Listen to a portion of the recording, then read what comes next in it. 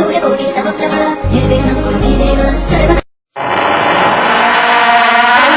रात होती है तो हम एक दिया जला लेते हैं और उसकी रोशनी में खुद को महफूज समझते हैं, मगर उस रोशनी के परे जो अंधेरा है वो अपने अंदर बहुत सारी कहानियां समेटे हुए है और इन्हीं कहानियों को आप तक लेकर आता है। रात के अंधेरे में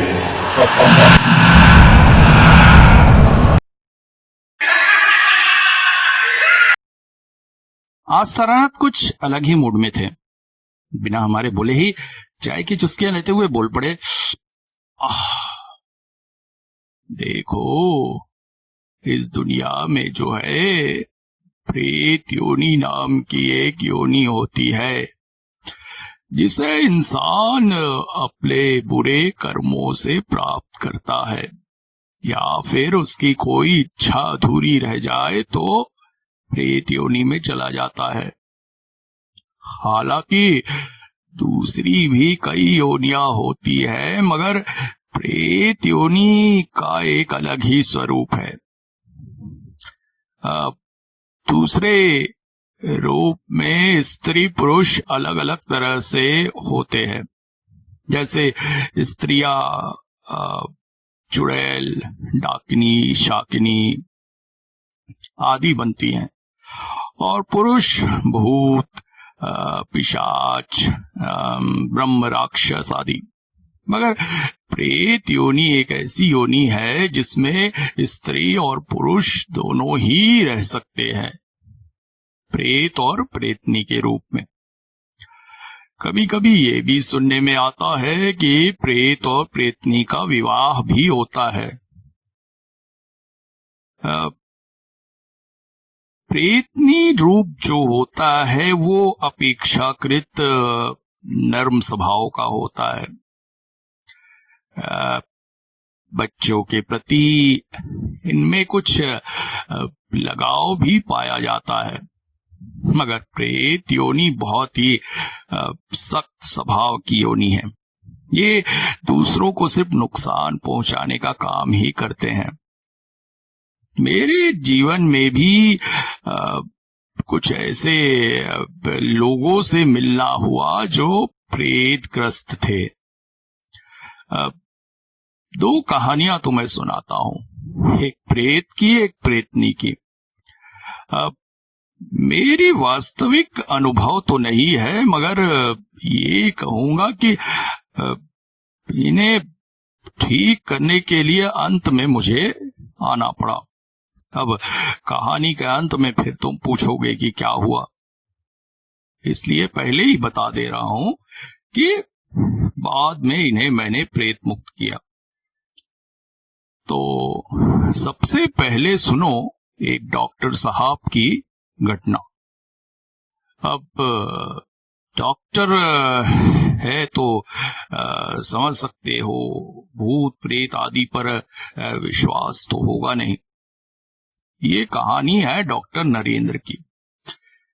उन्होंने अभी जो है डॉक्टरी पास की थी और एक बड़े हॉस्पिटल में जॉब लगी थी। डॉक्टर साहब बहुत मेहनत से पढ़े थे, सो कई रातें मुर्दा घर में लाशों की चीड़-फाड़ करते हुए बिताया था।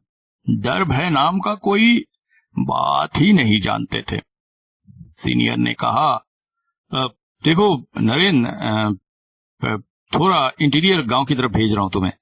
असली में वहां पर बड़ी अजीब सी बीमारी फैली है, लोग मर रहे हैं, इसलिए गवर्नमेंट चाहती है कि हम एक विजिट करें वहां पर। और अभी तो तुम यहाँ के हालात देख ही रहे हो, तुम नए हो, ज्यादा तुम्हारे पास काम भी नहीं है, सीखने के लिए बहुत कुछ मिलेगा, इसलिए मेरे ख्याल से आज रात की बस से ही निकल जाओ। नरेंद्र क्या करता, नया नया जॉब लगा था, अगर इंटीरियर जाने से मना करता तो जॉब भी जा सकती थी और ना करने लायक कोई कारण नहीं था, इसलिए वो निकल पड़ा। बस से रात भर और अगली सुबह से शाम तक का सफर कर वो एक नदी के घाट पर पहुंचा। बस वाले ने बताया इस घाट से ही नाव मिलेगी जो उसे गांव तक पहुंचाएगी। घाट के पास जाकर देखा तो कोई भी नाव न थी। पास ही एक व्यक्ति बैठा हुआ था। वो उसके पास गया। माफ कीजिएगा, ये विष्णुपुर जाना था। विष्णुपुर? अरे भैया, अभी विष्णुपुर कहाँ जाओगे? कहाँ से आ रहे हो? जी मैं शहर से आ रहा हूँ। वास्तव में मैं डॉक्टर हूँ, सरकारी विजिट पर हूँ। यहाँ आसपास बहुत मौतें हो रही है बीमारी से, उसी के विषय में जानकारी लेने मुझे गवर्नमेंट की तरफ से भेजा गया। अरे भैया, इसमें डॉक्टर क्या करेगा? ये तो गांव वालों के पापों का फल है। जी, कहना क्या चाहते हैं आप? हाँ, अब क्या बताओ साहब, आप शहर के लोग ये सब बातों को नहीं मानते, पर असल में इन मौतों के पीछे एक प्रेत का हाथ है। पता नहीं कहाँ से वो प्रकट हुआ है और हम लोगों की तबाही का कारण बन गया है। शाम ढलते ही सभी गांव के लोग अपने अपने घरों में घुस जाते हैं। देखिए ना, एक भी नाव दिख रही है क्या? पहले रात तक इस घाट से नावें जाया करती थी, मगर अब डर के मारे कोई भी नहीं जाता है। अरे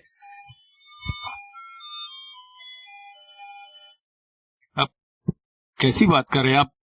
मैं गांव तक कैसे पहुंचूंगा? बस भी चली गई है। हाँ, बड़ी मुसीबत में तो है आप। यहाँ आस पास ठहरने की कोई जगह भी तो नहीं है। तभी दूर से एक नाव आती हुई दिखाई दी। अरे वो तो रहमत भाई आ रहे हैं, उनको बोल कर देखते हैं अगर वो आपको छोड़ दे। रहमत भाई। अस्सलाम वालेकुम। क्या हुआ? इनको विष्णुपुर जाना था। इस समय विष्णुपुर? अरे नहीं, मौत को अपने सर पर लेकर कौन जाएगा मियाँ? हाँ, मैं भी नाव घाट में ही लगा रहा हूँ, घर जाना है। अरे ऐसा बुरा समय है, वो प्रेत घूम रहा है चारों तरफ। ऐसे में मगर डॉक्टर साहब ने थोड़े ज्यादा पैसों का लालच दिया और अंत में रहमत मियाँ नाव चलाने को मान गए। नाव विष्णुपुर की ओर निकल चली, मगर उस दिन नदी में ज्वार का प्रकोप कुछ ज्यादा ही था। सो अकेले नाव खेते हुए रहमत मियाँ नाव संभाल न पा रहे थे। नाव नदी के बहाव में खींचने लगी। अरे मियाँ, आज का दिन ठीक नहीं लगता है। अरे नाव मुझसे संभल ही नहीं रही है। और अंत में बहते बहते एक घाट पर जा लगी। रहमत मियाँ बोल पड़े, अल्लाह माफ कर दो अल्लाह, लगता है मैंने लालच में आकर काम सही नहीं किया। अरे मगर हुआ क्या मियाँ? नाव घाट पर तो लग गई है। चलिए एक काम करते हैं, वहां चलते हैं। अगर कहीं रात बिताने की जगह मिल जाएगी तो दोनों रात बिताकर सवेरे निकल लेंगे। इसमें इतना डरने की क्या बात? अरे मियाँ, आप जितना आसान समझ रहे हैं, बात इतनी आसान नहीं है। हम पानी के साथ बहते बहते उसी घाट पर आ लगे हैं जिधर से प्रेत आता है। यहाँ प्रेतपुरी का शमशान घाट है, वो वहीं से तो वो प्रेत आता है। अरे बाप। कहकर वो माझी नाव छोड़कर अंधेरे में जाने कहा विलीन हो गया। नरेन बड़ी मुसीबत में था, अब कर भी क्या सकता था। आगे पैदल चलने लगा कि कहीं कोई घर मिल जाए जहां रात भर का आसरा मिल जाए। सवेरे किसी न किसी तरह से विष्णुपुर पहुंच ही जाएगा। मगर चलते चलते कहीं भी घर न दिख रहा था कि तभी दूर एक रोशनी सी दिखी और थोड़ा सा पास जाने पर पता चला एक कुटिया थी। वो तेज कदमों से उधर चल पड़ा। अभी कुटिया के दरवाजे पर पहुंचकर दस्तक देने ही वाला था कि दरवाजा अपने आप खुल गया। वो चौंक पड़ा। अंदर एक गेरुआ वस्त्रधारी युवक था।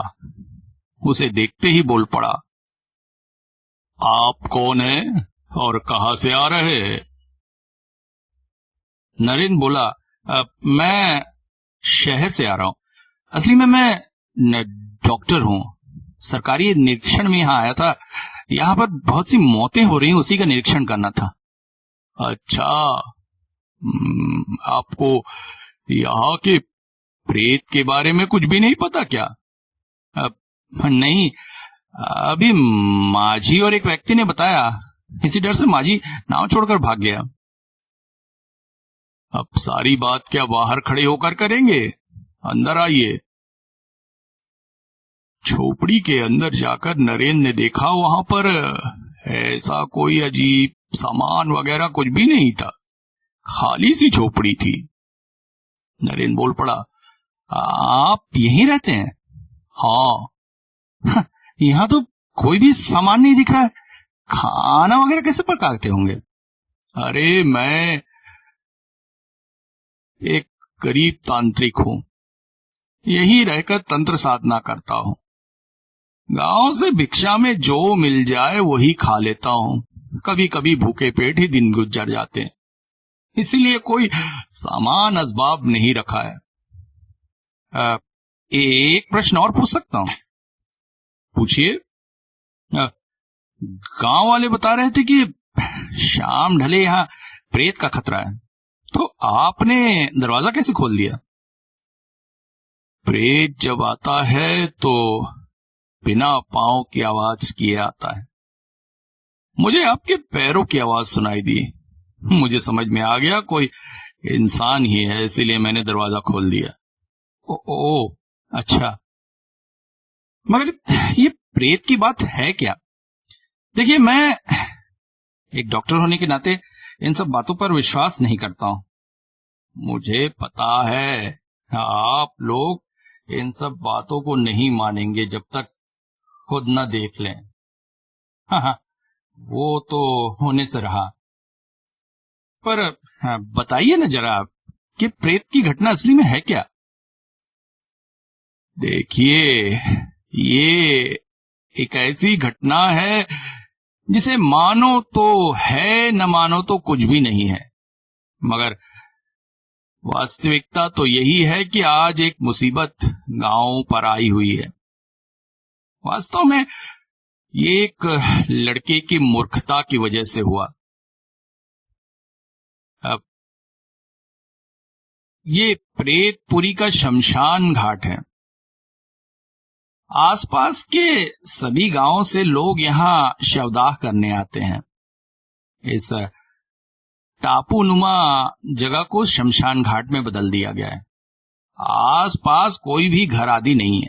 पूरा इलाका शमशान घाट ही है। लोग नाव से यहां लाशें लाकर जलाते हैं। एक समय यहां पर एक तांत्रिक आए थे जो तंत्र साधना में काफी पारंगत थे। मगर उनका एक स्वभाव था, वो बड़े सहज तरीके से लोगों को तंत्र साधना सिखा देते थे, ताकि किसी भी तरह की मुसीबत अगर उन पर आए तो वो अपनी मदद खुद कर सकें। कई लोगों को उन्होंने प्रेत झाड़ना, सांप का मंत्र और न जाने क्या क्या सिखाया था। कभी किसी के घर में अगर इस तरह की प्रेत बाधा वगैरह होती तो वो उनसे मंत्र वगैरह सीखकर खुद ही इन सब से निपट लेते थे। गांव वाले उनके प्रति बहुत श्रद्धा रखते थे। रखे भी क्यों ना, जब वो सबकी इतनी मदद कर रहे हैं तो।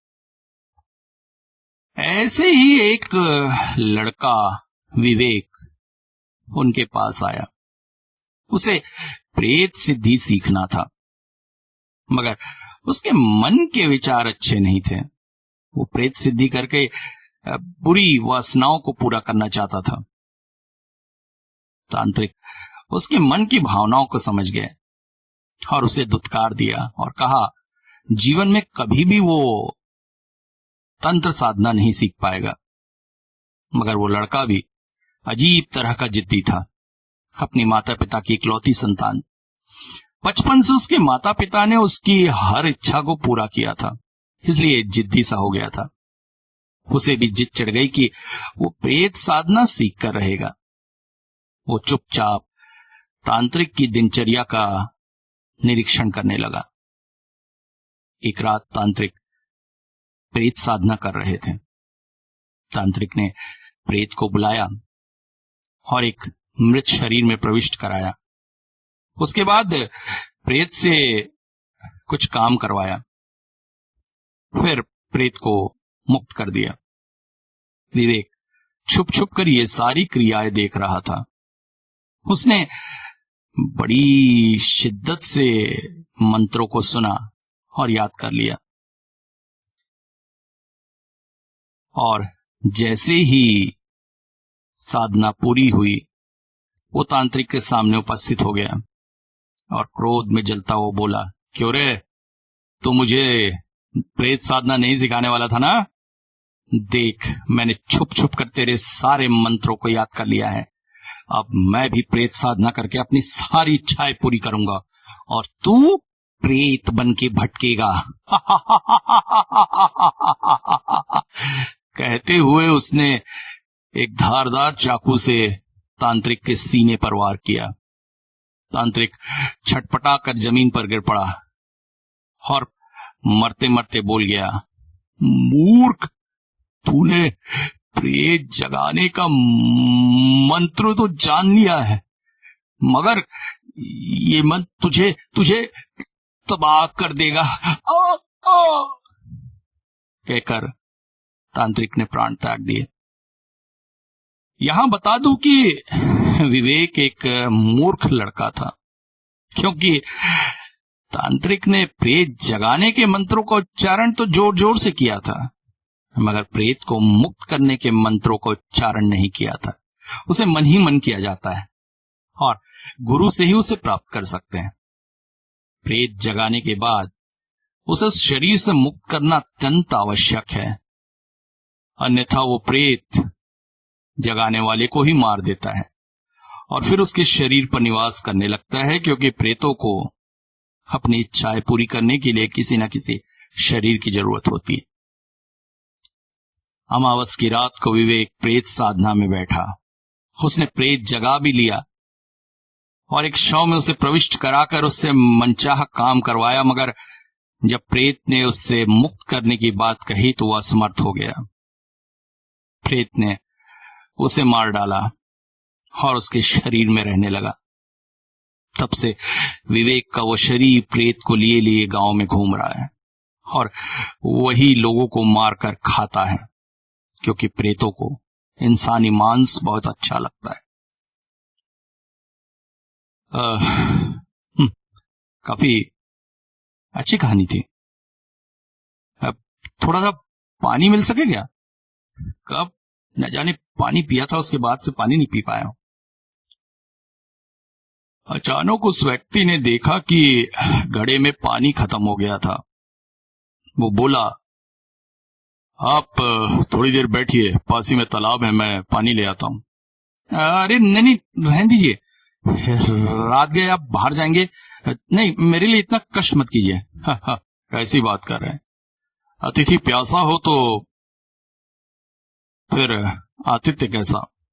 डरिए नहीं, मुझे कुछ नहीं होगा, मैं पानी ले आता हूं। कहकर वह व्यक्ति पानी लेने चला गया। नरेंद्र झोपड़ी में ही दरवाजा बंद करके बैठे रहा, मगर तभी उसे एहसास हुआ जैसे झोपड़ी के बाहर कोई है, मगर उसके पैरों की आवाज नहीं आ रही थी। नरेंद्र चौंक पड़ा। ऐसा कैसे हो सकता है? किसी की उपस्थिति का एहसास हो मगर पैरों की आवाज ना आए। तभी अचानक झोपड़ी का दरवाजा खुला और वो व्यक्ति झोपड़ी के अंदर आया। यहां बता दूं, जब नरेन झोपड़ी में अंदर गया था तो लालटेन की रोशनी बहुत कम थी। नरेन ने रोशनी तेज कर ली थी तो झोपड़ी अब स्पष्ट उसे दिखाई दे रही थी। एक बड़ा सा पात्र उस व्यक्ति ने नरेन की तरफ बढ़ा दिया। लो पानी। नरेन उसे लेकर पानी पीने ही जा रहा था कि अचानक पानी में उसे उस व्यक्ति के चेहरे की परछाई दिखाई दी, जो अभी तक कम रोशनी की वजह से उसने ध्यान से नहीं देखा था। नरेन चौंक पड़ा। ये क्या? इतना इतना भयानक चेहरा?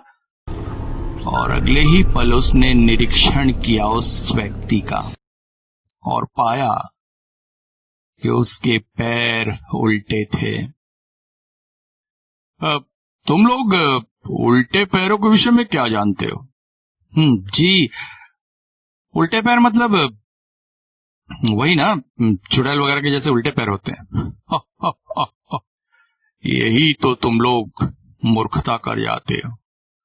उल्टे पैर का मतलब पैरों का उल्टा होना नहीं, अपितु दाहिने पैर का बाईं तरफ और बाएं पैर का दाहिनी तरफ होना होता है।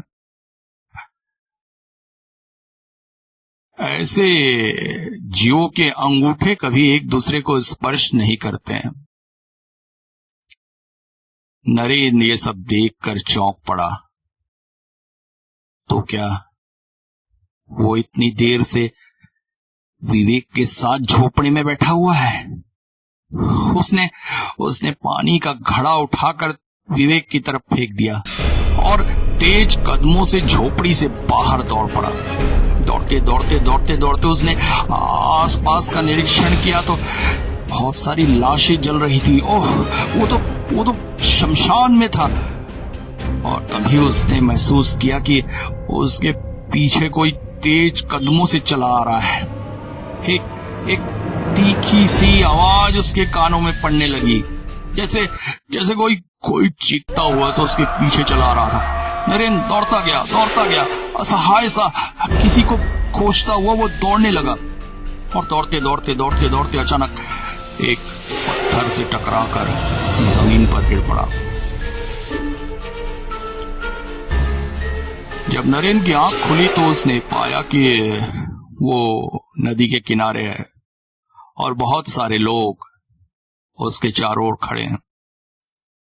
उनमें से एक व्यक्ति उससे पूछ बैठा, कौन हो आप? यहां कैसे? नरेन बोल पड़ा, मैं विवेक हूं। मैं एक तांत्रिक हूं। अब तुम लोग पूछोगे कि प्रेत की कहानी में अब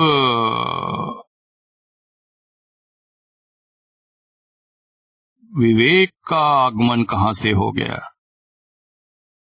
तो वास्तविकता यह है कि जब मनुष्य की आत्मा कमजोर हो जाती है तो प्रेत की आत्मा उस पर हावी हो जाती है।